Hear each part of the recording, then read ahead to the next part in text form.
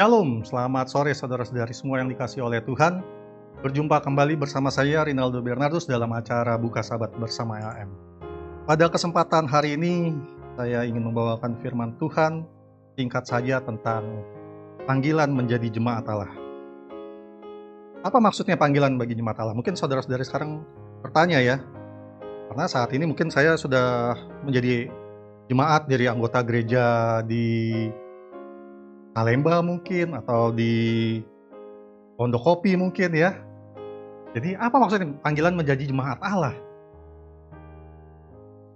Ya, ini adalah panggilan bagi kita semua, khusus bagi orang percaya yang telah diselamatkan oleh kasih karunia melalui iman kepada Yesus Kristus. Konsep ini merujuk pada identitas, tanggung jawab, dan hubungan yang dimiliki kita sebagai orang Kristen, terlebih khusus orang Advent, secara kolektif maupun individual dengan Allah. Dan ayatnya ini kita bisa ambil dari 1 Petrus 2 ayat 9-10. Saya bacakan. Kamu adalah bangsa yang terpilih, imamat yang rajani, bangsa yang kudus, umat kepunyaan Allah sendiri. Dahulu kamu bukan umat Allah, tetapi sekarang kamu adalah umatnya. Jadi ini adalah panggilan lebih personal lagi bagi kita ya, masing-masing individu. Kita terpilih bukan karena kehebatan kita, bukan karena tampilan fisik kita, bukan, tapi karena kasih karunia Allah. Ayatnya Efesus 1 ayat 4-5. Saudara-saudari bisa membuka Alkitab saudara-saudari sendiri ya di rumah. Jadi karena kasih Allah yang begitu luar biasa, kita semua menjadi umat yang terpilih kalau kita mau datang kepada Tuhan. Dan kudus dikatakan adalah artinya dipisahkan untuk hidup sesuai kehendak Tuhan, bukan lagi sesuai dengan keinginan kita, ya, dan sesuai dengan keinginan dunia.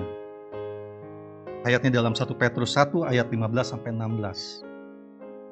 Dan tubuh Kristus, kita bisa lihat ayatnya dari 1 Korintus 12 ayat 27. Kamu semua adalah tubuh Kristus dan masing-masing anggotanya.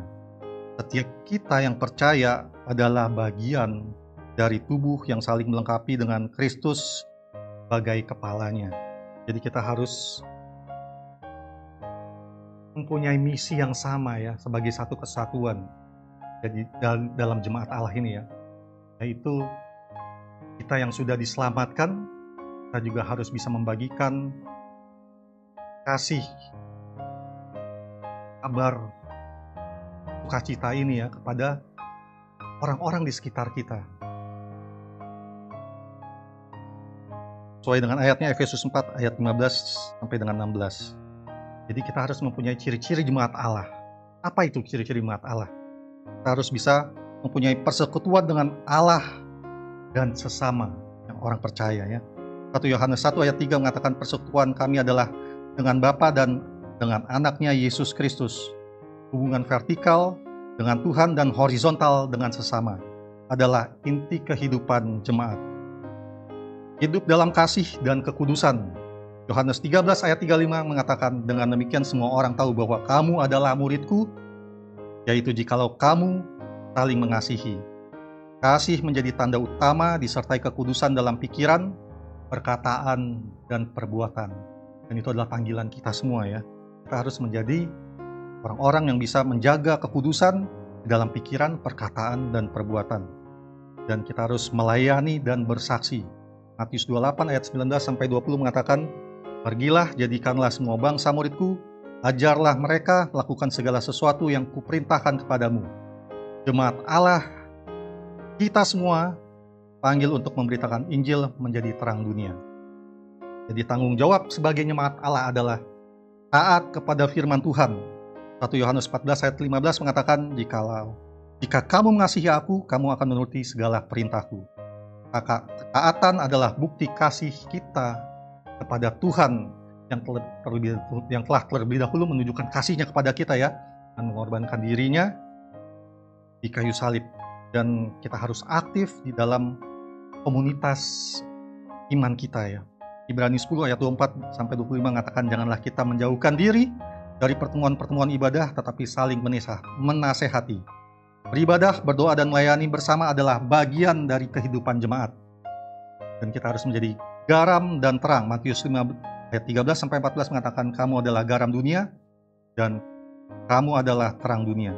Kita harus bisa mempunyai dampak atau pengaruh di dalam dunia ini dengan kebenaran, keadilan, dan kasih. Di tantangan kita menjadi jemaat Allah adalah kita harus bisa mengatasi tekanan dunia ini ya. Karena ada begitu banyak godaan dan ada begitu banyak ajakan untuk berkompromi dengan nilai-nilai yang bertentangan dengan firman Tuhan ya.